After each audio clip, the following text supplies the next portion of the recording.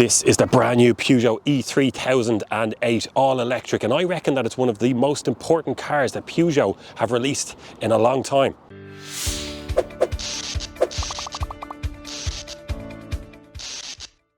So we're just sitting into the car now for the trip that we're doing. As part of this press drive, there's 3 or 4 different stops along the way with 2 main stops. So we're going to document this a little bit just to give you an idea of efficiency in this thing as well, because WLTP claims can be a little bit much. So let me press record on the phone so that you guys are seeing what I'm seeing here. That's the 21-inch cockpit.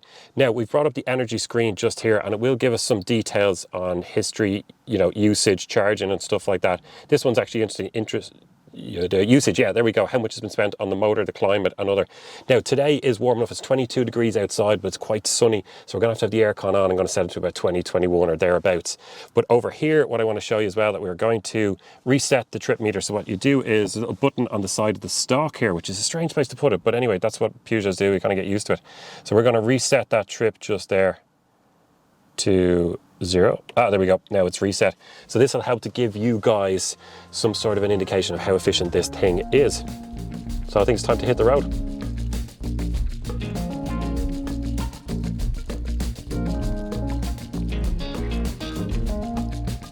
We're in the standard range today. That means we get the smaller motor, and we're just about to pull out once this motorbike passes just here, get a feel for that.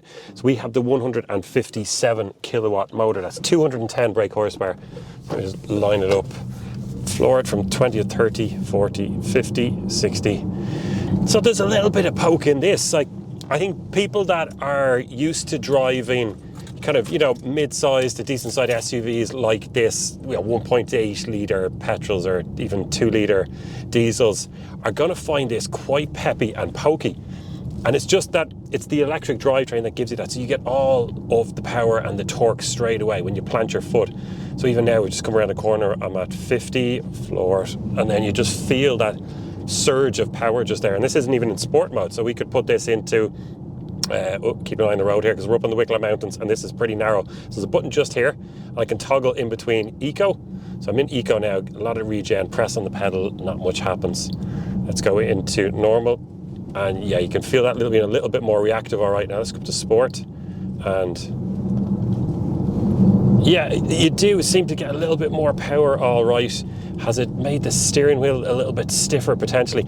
But look, this isn't a really fast car by any means. If you are looking for a more high performance electric SUV, there's other options out there, let's say. I mean, like the long range Tesla Model Y is 440 horsepower or something like that, But that's not what this Peugeot is about.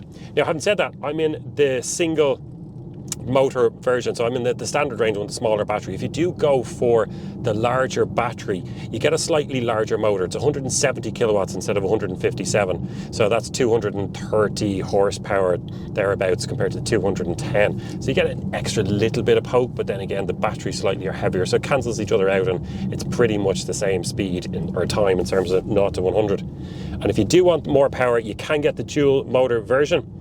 So you get the smaller motor in the front, the 210 horsepower one, but you get another motor in the back to top that up, and that goes up to 320 horsepower in total. And that does drop that 0 to 100 seconds, that 100 0 to 100 time down by a couple of seconds. But I mean, I don't know, it's still not a particularly fast car, that kind of mid 6 seconds, 7 second mark. And I don't know if it's worth it. I would be keeping the extra little bit of range that you get. So if you do want that, you go for the larger battery, get a little bit more poke, and go for the single motor. And the only reason you might not do that is, like, if you live up close around the Wicklow Mountains and you get, poor conditions during the winter, if you're in a climate where you get a good bit of snow, the extra traction from the all-wheel drive is very, very handy in that sense. But for me, and I think for most people, the sweet spot would be that bigger battery with the single motor. There's plenty of power in that, and anybody coming from, as I said, a 1.8 2 litre will find it absolutely plenty.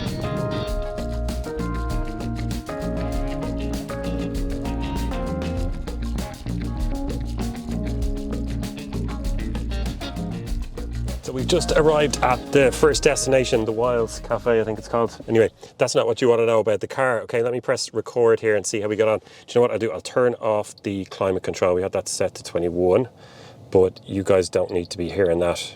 How do I turn off? Oh yeah, there we go. off. Now, so here's the numbers. Yeah, we used 12% of the battery, and that's still at 88%, indicating 482 kilometers range left. Phenomenal. And look at that. So an average is 62. There was a crash on the motorway in the way, so traffic was really slow. But 60-kilometer journey, and we averaged 13 kilowatt hours per 100 kilometers. Like, that is just absolutely brilliant. I'm just incredibly impressed with that. Now, I'm not going to judge it straight away because, okay, we gained a little bit of altitude, but just in terms of wind. So I think once we get back up towards our original destination after the second leg and complete the trip, we'll get a better idea. But let me see, if I press home here, applications, and then there's somewhere that we can go, oh yeah, energy. And yeah, here we go. So on that trip just there, 91% of the energy we used was for the motor. What's that? 1% for the climate. So even though I had the aircon running, it's 21 degrees outside, but really sunny. So even though I had the aircon running the whole time for nearly an hour, it only used 1%. It just shows you how good heat pumps are. And then other there at 7%. But yeah. Oh, there's another interesting one that we used, about 9.4 kilowatt hours of energy used for that.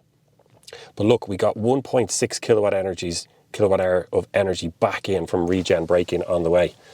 I'd say that's going to be a lot higher when we do the mountain trip. But anyway, look, that's enough from me. I'm going to go have a little Coke or a coffee or something like that. And then we do the second stage of the journey. Second and last, really. I like what they've done in terms of design at the front. Now, for me personally, it is a little bit busy. There's a lot going on here, a lot of air intake. But then again, this is also going to house the mild hybrid and other drivetrains as well. So you need that bit of air intake. But look, overall, I think it looks quite well. You got the new kind of Peugeot badging just there. And they talk about this explosion that radiates out from the grille. Now, that is closed in behind there because we don't need that air intake. And a little camera at the front. But yeah, looks good. I know we featured the 5008 on this channel only a few weeks ago, and for me the 3008 just hits the spot a little bit better in terms of design. I think they get away with that little bit more sleekness in this because it's a slightly smaller format. Now, it still is distinctively SUV, a lot of piano black materials there, a little bit of kind of contrasting materials, but at least you get, you know, the body coloured door handles and a little bit of black plastic skirting down the bottom there to stop scuffing, and that's a good thing. Now, you got nice big chunky wheels. We are on the Michelin E Primacies just there, and you can get different size depending on how you spec them, of course. These ones are the 19s, and I think they look really well with those alloys there. A lot of the newer EVs have this kind of completely closed off. I think Peugeot have gotten over that quite well. This for me is the best angle of the Peugeot at the back here. I think from slightly off in the back, I think it looks really, really well. Now, it's that more kind of fast back styling here. If they brought it straight out, it looks a little bit more boxy, and design wise you don't want to do that, but then again you're having to sacrifice, you know what, 10, 15, 20 litres or so of space for that. But I think it looks really, really well. It's quite a big end because it brakes so high up here at chest height, but I think they've gotten away with that with some nice little brakes, the lights that come around, these kind of claws just there, a lot of black plastic trim at the end. But look, I think that's okay, and for all those little bumps and nicks that you get, it's probably good to have that, isn't it? So we are back in the car. We're going to have the second leg and press record on this now. Yeah, we're going to the second leg now. So we've got a 64-kilometer journey. So where we are now at this cafe, the Wilds Cafe, we are going to be heading up through the Wicklow Mountains and then back down the other side to get to our final destination, 64 kilometers away. So it should take just over an hour. But look, here's what you guys want to see. We are leaving on 88%, indicating 484 kilometers range. It's so just before 4. Oh yeah, over here 21 degrees, so still quite warm. I'm going to have that aircon on. Now, I've just opened up the second trip there.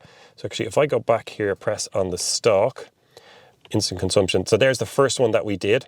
I'm going to leave that there, and I went over to trip 2 and I've reset that, which I'll actually just do again before we take off, and that will give us a really good idea of how we're getting on. And then on energy, oh, what am I doing there? Press that. Yeah, there we go. And usage, so that's all reset now. Yeah, and that'll get going. But I expect this figure here, the regen figure, to be a lot higher because we're going up to 450 meters above sea level and then back down again on the other side. And we should get that figure right up there. But anyway, yeah, let's hit the road. I need to get on the way. And yeah, we'll give you an update once we get there.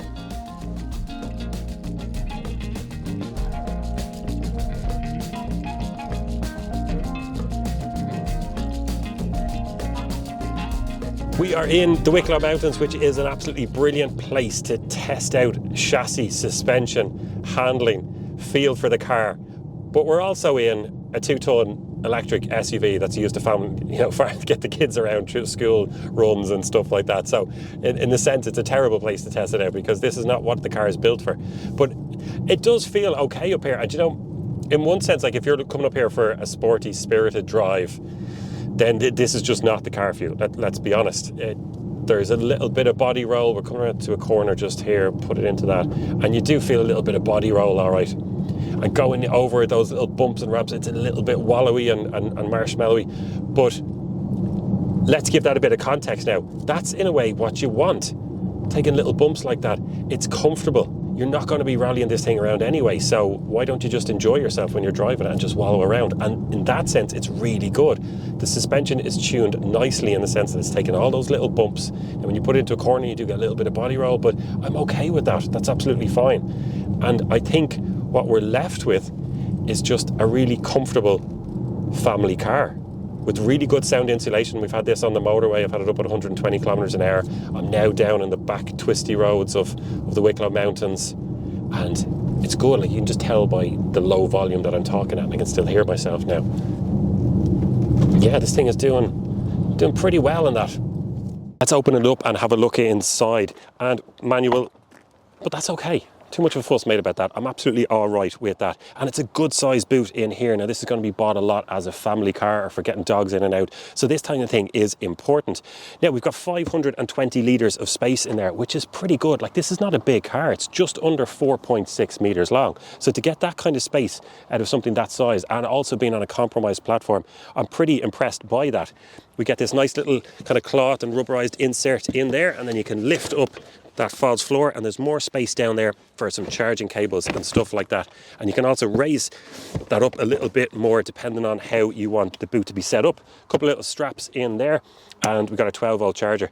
The back seats go down in that 40-20-40 split, and overall, considering the kind of aperture that you get here for getting buggies in or golf clubs and bigger things like that, I think this does well. They could probably carve out a little bit more space around the wheel arches, I feel, but do you know what? I think they've done pretty well in terms of the space in there. So how about space for passengers as well? It's great having all that in the boot, but you want to be comfortable when you're driving it, and it's done pretty well. Now, obviously, being an SUV, you do have that higher seating position, and we've got big old battery pack underneath there as well. Raises everything up. And in here, it does feel quite spacious. Now, the center console that's just here on my left, I just feel like you could get a little bit more space out of that if it was an all-electric platform dedicated, but that's not the way Peugeot have gone with this, and you do lose a little bit of space just there. But look, there's still a good size bin just there at the elbow rest. I've got 2 cup holders and another pouch just here that you can close off, and space for a wireless charger in there, depending on how you spec it. A decent sized door bin. So look, I think it does quite well. There's good visibility in here, lots of light getting in, plenty of window space, and yeah, I think it's decent. But what's also important is what it's like for the back. And just to give you a little bit of perspective, I'm 6'2" or 1.89 meters. So quite tall and, let's see, a little bit lanky, to be honest. So I can make it difficult for passengers in the rear, but let's see how this gets on. Stepping in now, and it's a decent size aperture just there to get in and out. So let's see in terms of leg space. Right, so get myself back. Now my legs are touching the back of it just there, but there's a space, it's kind of a little bit of a cavity there to get my knees inside. And look, I don't have acres of space. I can get my toes underneath, and in terms of head height, no, even if I stretch up, I can't touch my head off the roof there. So, and it doesn't, this is, oh, you know, it's pretty much flat. There's a 1 or 2 centimeter hump there, so that's great to see. That middle passenger being a bit more comfortable. Armrest, a few little cubby holes there, air vents. I've got my 12-volt charger, door bins, and that quality that's in the front, even though we only have the basic Allure spec, that quality follows through, and it does feel pretty nice. So yeah, it's done decently well in here. If you really need the space, there might be other cars for you there. But then again, how often are you going to have 2 really lanky 6'2" people in the car like this back to back? Probably not often. So, you know, it's done well. I'm pretty sure I've mentioned it in the video already, depending on how I edit and chop this up, but I just want to go back to it and talk about it for slightly longer. And it's just because I asked the question at the outset, is this one of Peugeot's most important or even best vehicles ever? And I think it should be in with a shout, because for me, it's such a leap, a jump on from what they've been making before. Now, I've always been a big fan of the little E3008, and then the 2008, you know, very, very nice thing. But this is a leap on. I think just the quality of the interior is pretty good. But you look at what they're doing with the electric platform now, and the fact that they're managing to make this in hybrid forms and different drivetrains is even more impressive in a way. Although here at EV Platform, we're all about electric. That's what we want to see. But the fact that they can crack so much range out of this, like the efficiency is really impressive. And in particular, what I love that they've done is this iCockpit. Before, I just wasn't impressed at all. And it's such a leap on now. It's so much clearer. It integrates very well with Android Auto. Now, I've still had a couple of glitches, all right, where it's just kind of disappeared off the screen. But overall, it's doing really well. And it's just as a leap ahead. I'm hugely impressed by Peugeot and what they've done here in that sense. And you kind of have to tip your hat to them and say, not your cat, don't tip your cat, that'd be weird, tip your cap. Anyway, and yeah, so well done to Peugeot in that sense. I tip my cap. Is that even a thing? I don't know. This is where we charge up the e3008. An absolutely massive flap for that. But anyway, 11 kilowatts on AC. And I think that's kind of reasonable enough. That's what you get. But here's a great thing that Peugeot have done. I'm really impressed by this. There's a 22 kilowatt option. And I would be going for that if I could. Now, I haven't made sure that you can get that in the Irish market. And this is kind of for international audiences to an extent anyway. So get the 22 if you can. Also, CCS then, the extra 2 prongs just down there. And we're out to 160 kilowatts on DC. Now, the thing that you need to know about that is how does it hold the charging curve? So that peaks at 160, but you'll average 135 on that 10 up to 80% charge, which will take about 32 minutes. And considering how far you can get on this, because it is quite efficient, I think that's done reasonable. Look, some of the other competition out there, some of the Hyundais, the Kias, Tesla, they're past 200 kilowatts. So it falls behind those guys a little bit, but overall, I think it's done quite a decent job. Let's talk pricing and money, and I've got some sheets just here which gives us an idea, because it's really, really important. EVs have always been a good bit more expensive than their petrol and diesel equivalents, and we presume that's going to be the case again. Well, let's find out. So we don't have pricing for the longer range versions of this car yet. We've only got pricing for that smaller 73 kilowatt hour battery. So in the Allure spec, which is what we have here today, the mild hybrid one starts off at 44 grand, so 43,995. The electric version, which has 200 horsepower instead of the petrol 136, by the way, 43,965 euros. That is 30 euros cheaper than the mild hybrid petrol version. Interesting. Then if you want to go for the GT spec, we don't have that here today. You're looking at 49,795 for the electric version. So that's an up of 5,800. Now you do get a lot of extras for that. Is it worth it for you? Look, that's your own choice. But I think 44,000 for this, it's a lot of car, isn't it? Let's have a little chat about what it's like inside just here. So I've got my own phone out here. I'm going to press record on this as well, so I'll be able to show you in detail the kind of stuff I'm talking about. So we put our foot on the brake pedal and press the start button there just to get the thing lighted up. Get rid of that bottle there. Oh, by the way, I do have in here, nice deep in there. Let's see if I put this down. My bottle of water in there. And the reason I have that in there is that if I slide that unit back just there, it's cooled in there as well, so it keeps my drink cold. But anyway, so here's what we have. Now, I really love this floating cockpit just here, 21-inch cockpit they're calling. Now, it's actually broken down into 2 different screens, but there's really good resolution on it. It's faster. And in the past, I'm going to stop recording there now. I have been a little bit critical of Peugeot, Citroën, the other brands that are using similar platforms. Just in the software, I just wasn't too impressed. This is a massive step up. I saw it in the E5008 there a couple of weeks ago in Sweden, and it's following through here. I mean, it's almost identical in terms of setup, but it's really, really good. Across the dash here, you've got those shortcut buttons for your climate control, navigation, things like that. And then this is also touchscreen up here as well. Plenty on the center console, quick access for your driving mode, hazard lights, sound, scroller for that, things like that. A couple of cup holders and the 2 big bins here. There could be more space here, but look, I think it's fine really. And we've got 2 USB-C connections down there, and there's a pad in there. I've got the lower spec, so I think that the wireless charging comes with the higher specs in there. Steering wheel is really, really small. Slightly flattened at the bottom and the top, but you've got all the usual controls just there, voice recognition, volume changing radio stations and stuff, and a really good cruise control system. So we don't get it in the Allure spec, but this has level 2 assist, where it will actually brake, accelerate and steer for you on the motorway. And I tried it out in the E5008 in Sweden, and it worked a treat, really, really well. Quite impressive. So that's great to get. Now, oh, here's another thing as well. The flappy paddles just there, but better off to talk about those when we're driving. And look, overall, the sense in here, I think the fact that I've got the cheaper, you know, the Allure spec, there's still a really good quality cloth inserts on that kind of, they've got a lot of recycled materials in here. And I think they've done a really good job on this. We're not talking about something that's premium, but I'm still quite impressed with it. And for the kind of money that you're spending, considering what you're getting out of the car in terms of size and battery pack and stuff, I think they followed through on the interior, and it does look quite well.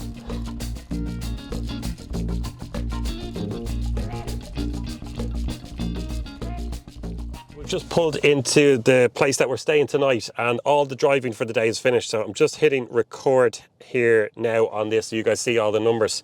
So actually, here's one thing about it. The parking cameras aren't fantastic. Resolution isn't great, camera quality, but no, it's decent enough. You get that bird's eye view where it stitches together because there's cameras in the wing mirrors and stuff. But anyway, that's not what we're talking about here. Let me X out of that, and I'm also going to turn off the climate so that you guys hear me a little bit better. Now, there we go. So yeah, look, still 21 degrees later on in the day. And if I click on home just there, then I go to application drawer and energy, and we can see. So history, here we go. Oh, it's not showing us what was regen, is it? Oh yeah, there we go. Now, unfortunately, that's not for the whole trip. That's only for the last half hour or so. I didn't realize because I turned off the car to get out and take a photograph. When I got back in, it reset all this data here. But it just gives you a picture. So we used 6.9 kilowatt hours, but it got 4.2 back in that space. And vast majority spent on the e-motor. But look, that's the second journey today that we did. Averaging 39 kilometers an hour because it's really twisty, windy roads up through the Wicklow Mountains. But we averaged 15.8 over the 65 kilometers. And that, I think, is quite reasonable. But considering the type of driving that we were doing, where we were going up through the mountain, twisty roads, you're on the accelerator, then on the brake again. And I think that this is done really well. But what I can do now is press this button on the stalk just here. And then that should change to the trip one, which is overall. That's what we did today. So 125 kilometers, 14.5 kilowatt hours. That's just brilliant. And you can see over here, we used exactly a quarter of the battery. Like, that's brilliant. So what we're talking about, 375, that's 500. I'll put it up on screen if I'm wrong, but that's exactly 500 kilometer range that we were on track for today. And I mean, that's just brilliant. Like, this is the smaller battery, the 73 kilowatt hour. There's another one that's got 98 kilowatt hours, you know, nearly 25% more. And we got 500 today. So I think it's just brilliant. It's great that you can control the regen as well by these little flappy paddles just there. So plus or minus 3 stages. And yeah, really, really impressed with how this thing is done efficiency-wise. I get it, it's in summer. It wouldn't do as well in winter. But I still think it's really, really good. So that's our look around the E3008. I will have this car again in the future for a little bit more time to go into more detail, but I hope today give you a really good look at what it drives like, you know, in terms of efficiency, the range, the interior quality, space and stuff like that. I have thoroughly enjoyed my time with this. I'm really impressed by it. I mean, in terms of range, the space inside is pretty good. Value for money, I think they're starting to do really well, although we don't know the bigger battery prices yet. I think it looks really, really well. And although personally I'm not the biggest SUV fan, the country is, Europe itself, most of the world is going mad for SUVs, and this might just hit the mark. In terms of that software inside, it's really taken, I was about to say a leap forward, but more like a marathon forward compared to what they had before. And yeah, this is hugely impressive.